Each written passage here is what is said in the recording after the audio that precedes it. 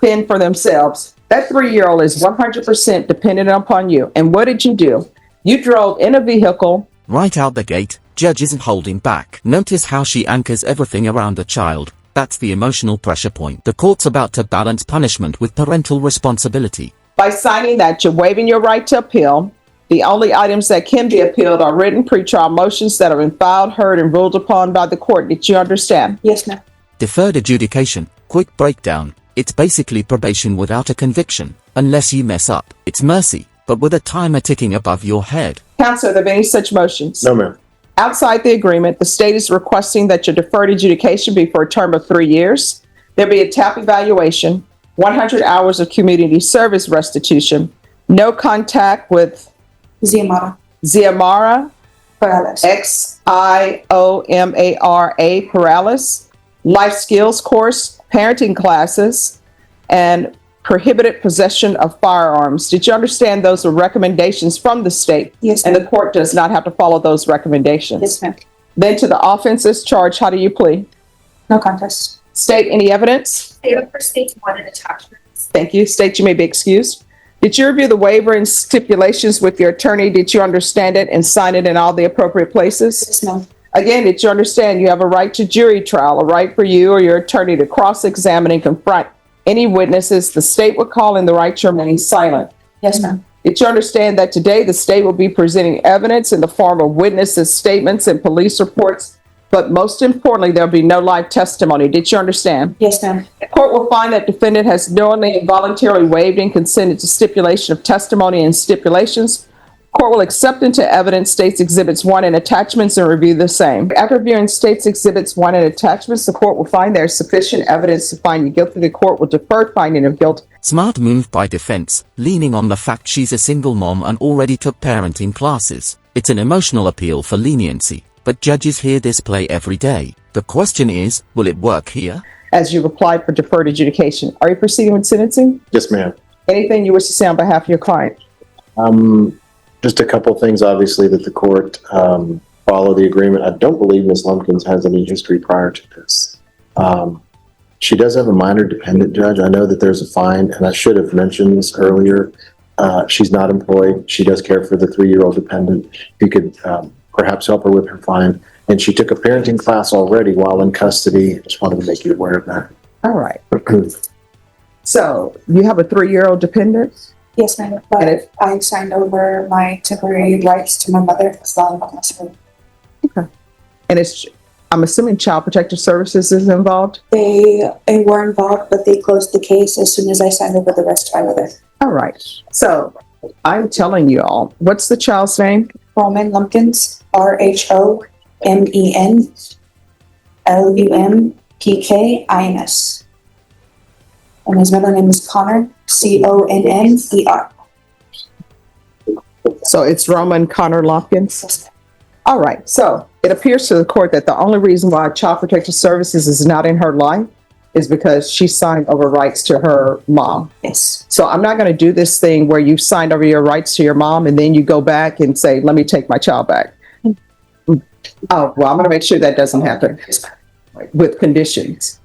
So when's the last time you had employment? Last time I had employment was about 6 months before I got incarcerated. I was donating plasma to help keeping my benefits and as well as giving my son clothes and shoes that he needs. All right. What benefits? EBT and Medicaid for him.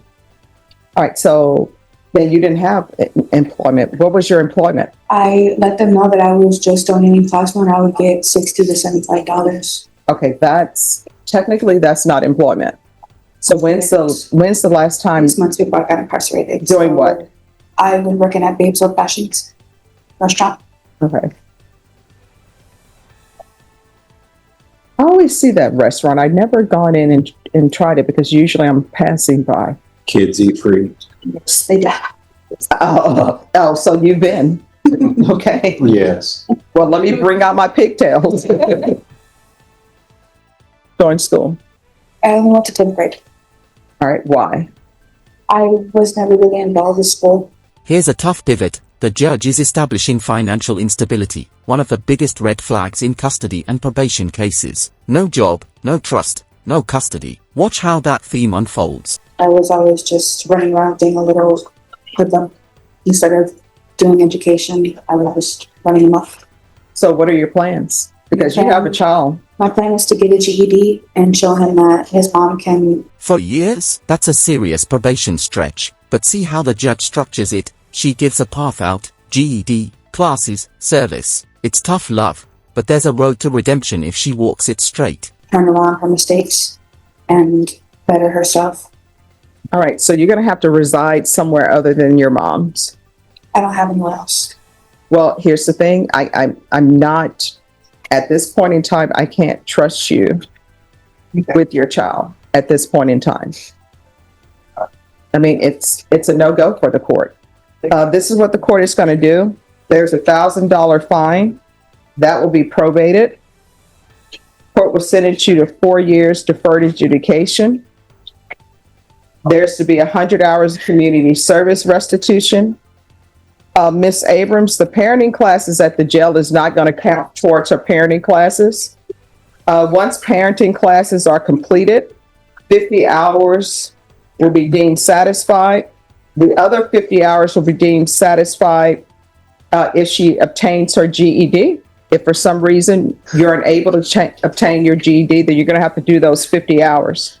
There's to be regular reporting by Zoom or in person. There's to be regular random UAs. There's to be no unsupervised contact with minors. There's to be no residing in household with minors.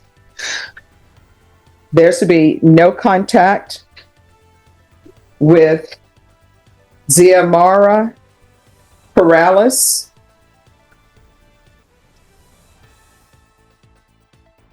course, take into consideration 2025 PF 25148, 2025 AL 006849. The following will be done in custody. There should be a referral to felony drug court and a TAP evaluation. If not accepted in felony drug court, then follow TAP recommendations and field visits 1 time per month until further notice, or that can change if she's accepted in felony drug court, because they will do their own field visits. Check.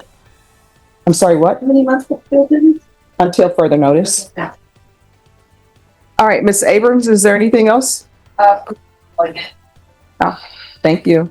And we're full circle. The judge ends where she began. Accountability and the child's safety. This isn't just a sentence, it's a warning shot to every parent watching. The law protects kids first, excuses second. There's to be proof of employment within 45 days of release. There's to be no employment as a home health care provider or with minors. And what I can tell you, because you don't have custody of your child is not with you, so those benefits should stop for you. Yes, ma'am. Did you read the document entitled Trial Court Certification of Defendant's Rights to Appeal with your attorney? Did you understand it and sign it? Yes, ma'am. Because it's a plea bargain agreement, because I followed your plea bargain agreement, and because you waived your right to appeal, you do not have the court's permission to appeal. We can go off the record. Here's the thing. That 3-year-old can't even